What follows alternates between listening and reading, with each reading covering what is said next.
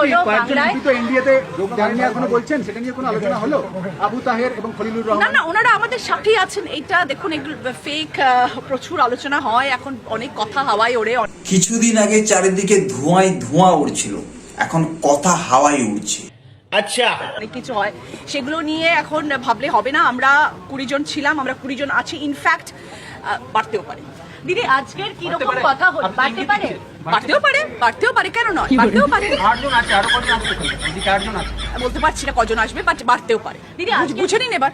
আজকের মিটিংটা কেমন হলো সেটা একটু বাংলায়। দেখুন, আমরা অনেক দিন ধরে অপেক্ষায় ছিলাম যে আমরা অনারেবল সিএম এর সাথে একটু বসবো, এবং এই মিটিংটা আমরা, যেহেতু আমাদের এখন সেশন চলছে পার্লামেন্টে, তো আমরা সবাই এমপিরা এখানেই রয়েছি, তো আমরা চেয়েছিলাম যে এখানে আমাদের মিটিংটা হোক।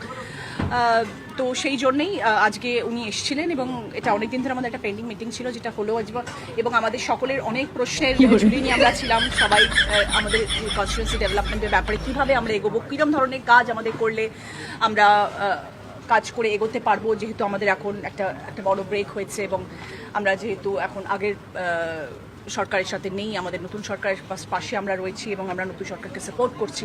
দিদি নাম্বার 1 থেকে তাড়িয়ে দিয়েছে তো কি হয়েছে, দিদি কত খুশি, দিদি নতুন নতুন জয়েন করছে, ব্যাপারটাই আলাদা। ঠিক আছে, মানুষ কিন্তু এটা আশা করেনি যে এই দিদি আবার এইখানে এসে জয়েন করবে। জানি না পরে কি হবে।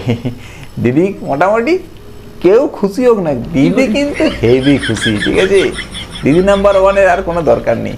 দিদি এটা থেকে মোটামুটি যা ভালোবাসা পাবে, মোটামুটি তাতেই একদম